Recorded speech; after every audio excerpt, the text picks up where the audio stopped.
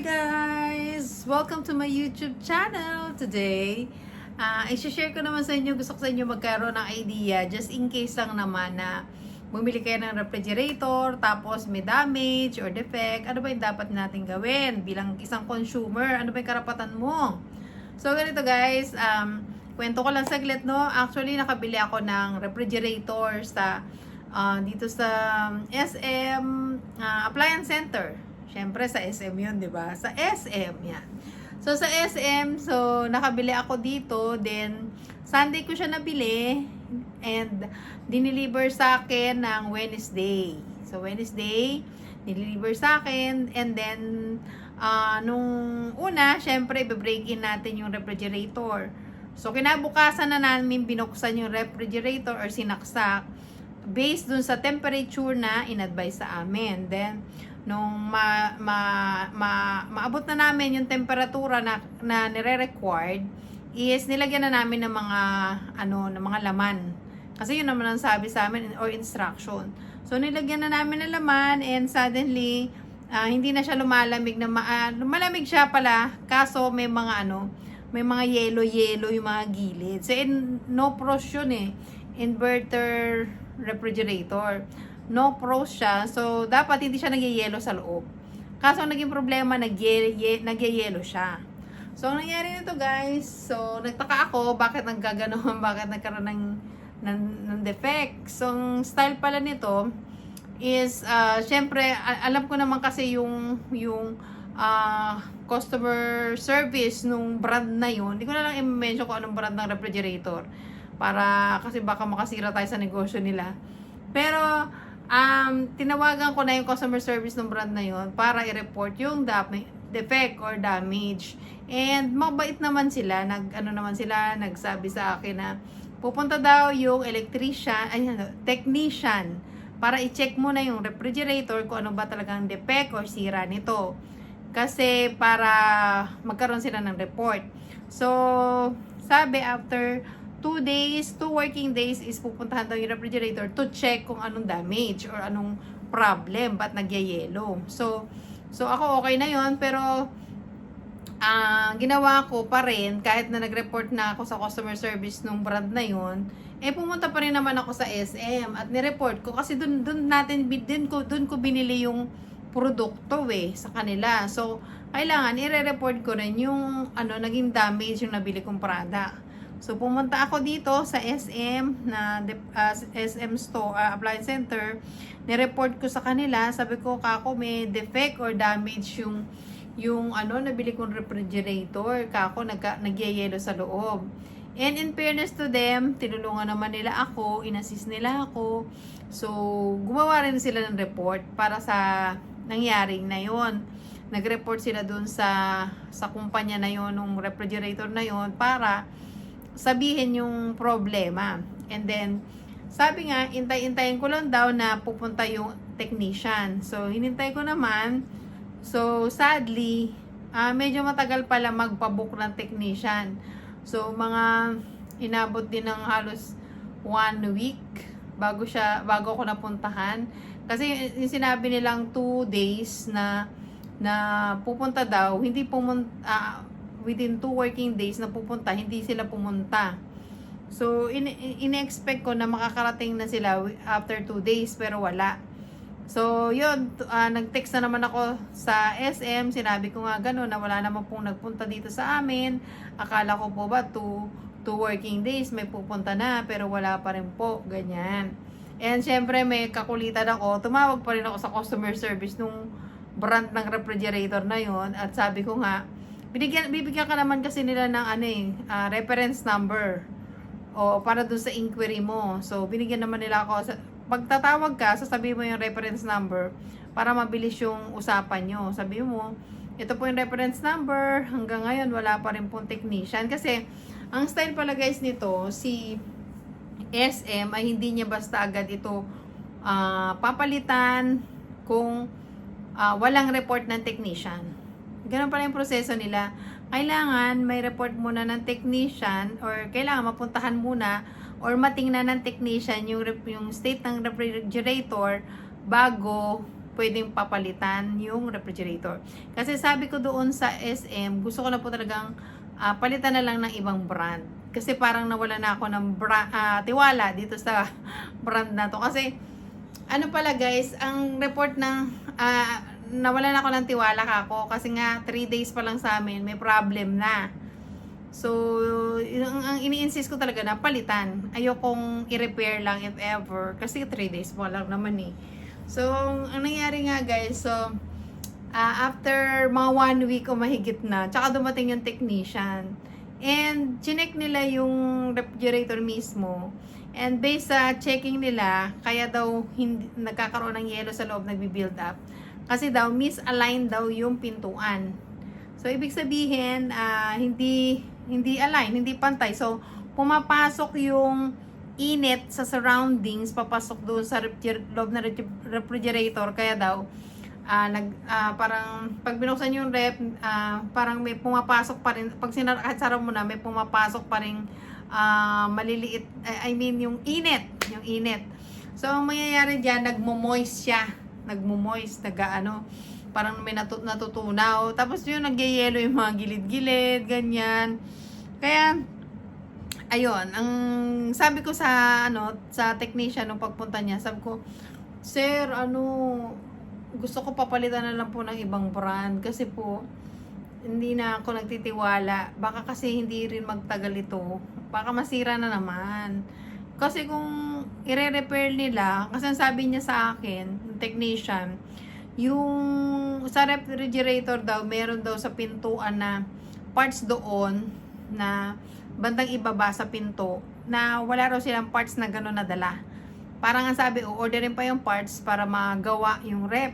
Eh, sabi ko po kasi, mas gusto ko yung palitan nyo na lang po ng, ibang brand na lang ipapalit ko.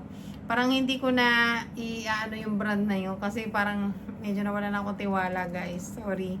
Kasi nga, umpisa pa lang may nagka-problem na eh. Buti sana kung matagal-tagal na siya, ma-accept ko pa. Pero bagong-bago pa lang, tapos gano'n na yung naging problem. So, yun, in-insist ko talagang palitan na lang. And then, ayun nga no, then, sabi nila, magagawa sila ng report, ibigay daw nila yung report sa SM. Hindi. Ang report, iano nila sa head office para kung ano man yung desisyon kung papalitan o hindi. So yun, naghintay-hintay muna ako ng mga ilang days din yun. Then, nireport ko rin naman sa SM, sabi ko kako, na nagpunta na po sila dito and yun nga po, misaligned daw yung pintuan.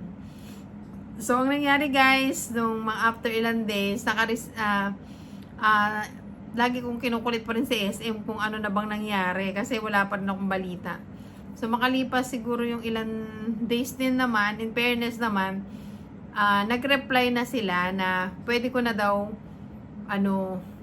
kumbaga dahil tinawagan ko si SM, kinontak din nila agad yung supplier nga kung ano nga status, sabi ko kasi gusto ko ng palitan. And then, yun naman, sabi nung, nag-text sa akin yung supplier na pwede ko na raw papalitan yung unit. So, yun. Medyo lang talaga, guys. Medyo ma-hassle lang on our part. Kasi nga, alam mo yun, dami mo pang kailangan tawagan, mag-follow up, mag-asikaso. So, yun talaga. Tiyagain mo lang para maayos yun. Maayos. Then, after that, basta ang mahalaga guys, itatago nyo yung resibo nyo. Kahit i-xerox nyo, kasi, di ba yung mga resibo nila paminsan nabubura or nagpipail. Nagpipaid pala, medyo hindi na malinaw. Tago mo lang para kung sakaling pwede mong yun nga, ibabalik mo, pakita mo. Kasi mahalaga yung resibo eh. Yun ang proof na nabili natin yung item sa kanila. So, pagkatapos nga nun guys, so masaya na ako. Sabi, ma'am, pwede na po kayong pumunta dito sa SM Appliance Center para po mapalitan na natin yung unit. Kung ano pa yung napili nyo, yun po ang ipapalit natin. Kung makapili po kayo ng mas mahal, magdadagdag na lang po kayo ng bayad. Ngayon, kung napili, kailangan yung kapresyo niya na mas mataas. Kasi kapag pumili ka ng mas mura, edi wala, kailangan either mas mataas ng konti yung price na piliin mo. So, yun nga guys, so, nakapili naman ako ng kapalit na na rep. So, ang nangyari, nung nakapili na ako ng kapalit na rep, pumunta sila dito, sinabi nila na after pumunta kasi ako doon ng Wednesday, Friday, dineliver yung bagong rep. So, pagka-deliver nila nung bagong rep na napili ko, sabay pull out din nila yung lumang rep. So, yun. So far, nandito na yung bagong rep sa amin. Masaya naman ako doon sa na pinalit ko. Ito, ipapakita ko sa inyo ha. Ipapakita ko yung bagong rep na pinalit ko. Masaya naman ako kasi hindi ko na-experience yung na-experience ko doon sa lumang rep na nag-yellow, na siguro nga kasi may defect yung lumang rep na yun. Yung rep na hindi ko mabanggit kung anong brand. Yeah. So,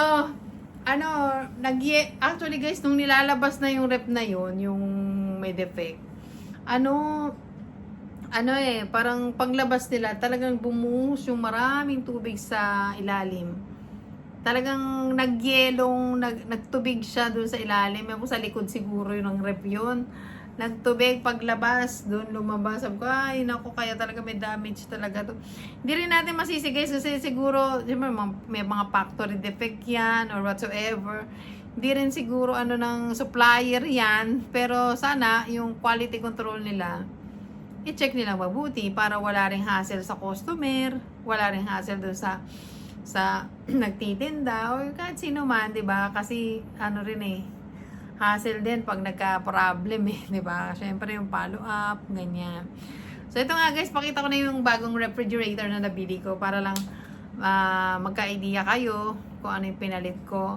And so far happy naman ako sa performance ng bagong refrigerator kong nabili.